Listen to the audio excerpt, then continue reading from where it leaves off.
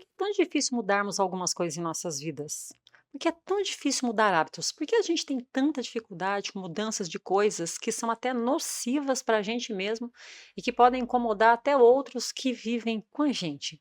Sabe aquilo que você faz todos os dias, que você se odeia por isso? Às vezes até tenta mudar, mas quando viu você já está fazendo de novo? Só de pensar em alguns segundos você vai se lembrar de alguma coisa. Pode pensar. Eu preciso cozinhar e já lavar minha louça, porque depois vira uma escultura de louça lá na pia. Mas quando eu me descuido, tá lá mais louça do que deveria estar. Sim, a gente se sabota. Oi, meu nome é Edilane, pode me chamar de Lana, você está com TPM. Esse é um espaço meu para registro das minhas memórias e aqui eu falo de tudo, inclusive de teologia, mas não só de teologia, porque nem só de teologia, não só de teologia vive o homem, oh Deus.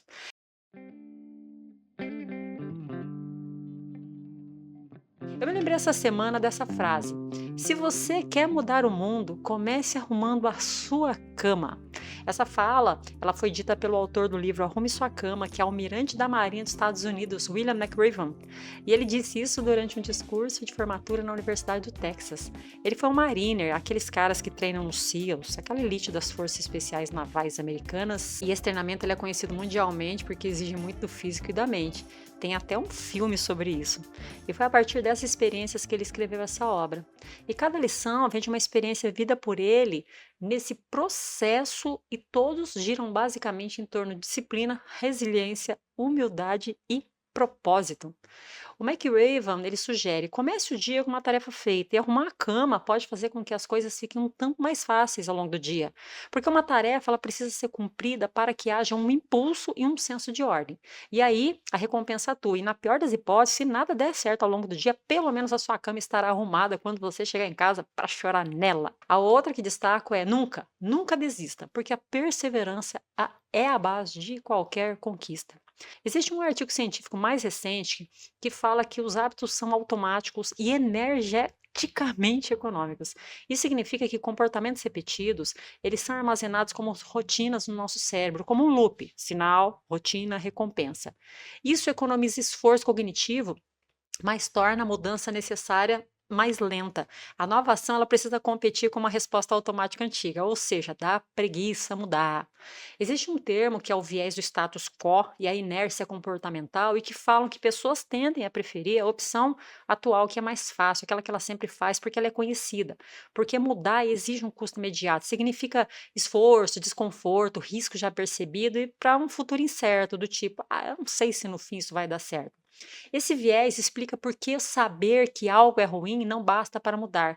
O viés de status quo é a tendência natural das pessoas a preferir que as mudanças permaneçam como estão, resistindo a elas, mesmo que existam outras alternativas e que podem até ser mais vantajosas. Existem também o ponto que aborda sobre o reforço chamado contexto ambiental, que diz respeito aos comportamentos que são basicamente mantidos por reforçadores. Aquilo que determina o prazer, alívio, aceitação social. Se o ambiente continua a sinalizar, permitir esse comportamento antigo, aquele que a gente faz, a mudança, falha com facilidade. Logo, modificar esses gatilhos e as recompensas é tão importante quanto a motivação do porquê mudar. Sabe aquela casa em que tem uma pessoa que decide começar uma dieta e dentro dela tem vários outros membros sabotadores e que vão dizer: ah, não dá nada não, pode comer isso daí um pouquinho? Então, sabotadores da sua vida. Além disso, existe a questão sobre o tempo e a plasticidade. Isso significa que não é instantânea uma mudança, precisa de tempo. Estudos mostram que formar hábitos novos pode levar semanas ou até meses, uma vida, e que também há expectativas irreais, que são aquelas do seu eu que luta contra você mesmo. Ah, eu vou parar já. E isso aumenta a frustração e a desistência durante o processo. As estratégias graduais, elas funcionam melhor, ou seja, aos poucos, continuamente, um dia de cada vez. Quando eu era atleta, eu tinha que lutar contra a minha mente porque ela queria que eu desistisse quando o sofrimento começava e ficava me mandando sinais de recompensa se isso acontecesse. Para! Mas no esporte, a gente precisa suportar o sofrimento por mais tempo, porque é assim que ganha. Porque o meu maior desafio era fazer com que a minha mente fosse dominada pelo meu corpo suportasse as dores da fadiga. A briga ela é gigante e por horas, porque eu fazia longas distâncias. Uma revisão de 20 estudos com mais de 2.600 2.900 participantes com idades entre 21 e 73 anos, investigou os diferentes tipos de comportamentos relacionados à saúde e os fatores que influenciam a formação de novos hábitos, exercício físico, beber mais água, usar fio dental. Essa pesquisa, ela apontou que o tempo médio necessário para que um novo hábito se consolide, ou seja, fique na pessoa, varia de 59 a 160 dias. Ou seja, é gradativo, precisa do envolvimento nessa meta, esse processo é gradual e ele passa por uma regulação do comportamento e exige um preparo. No mundo do treinamento físico é igual. Existem princípios do treinamento, desde a individualidade biológica, processo de adaptação, a continuidade e tudo para que uma pessoa aprenda a desenvolver as suas capacidades, mas tudo isso caminha junto. Uma dica valiosa para você que você quer correr, começa andando, depois faça variações de duração e de intensidade. Depois começa a fazer os chamados intervalados. Corre 1 minuto, anda 3, corre 1, anda 3, faz isso por 40 minutos. Depois você vai aumentando gradativamente. Respeita aí o seu descanso e considere que se você está querendo emagrecer, você precisa considerar o balanço energético. Você treina mais, consome menos caloria e no final você vai ter um balanço melhor. Aumenta aí a sua proteína, controla o seu carboidrato e coloca fibra e toma água, porque se não tomar água você vai morrer. O que a ciência descobriu é que mudar comportamentos não depende apenas da força de vontade, mas de compreender como a motivação humana realmente funciona. Aqui eu quero falar algo precioso, importante. Às vezes, e muitas vezes, mesmo fazendo tudo, parece que nem tudo é possível. Eu disse que somos corpo, alma e espírito. E queremos organizar o que está em desordem e o que se vê.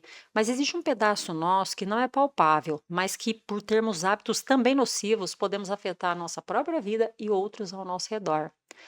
Charles Spurgeon acreditava que a verdadeira mudança ela vem de Deus, através da meditação em sua palavra e da transformação espiritual, e não de esforços humanos isolados, não por esforço próprio.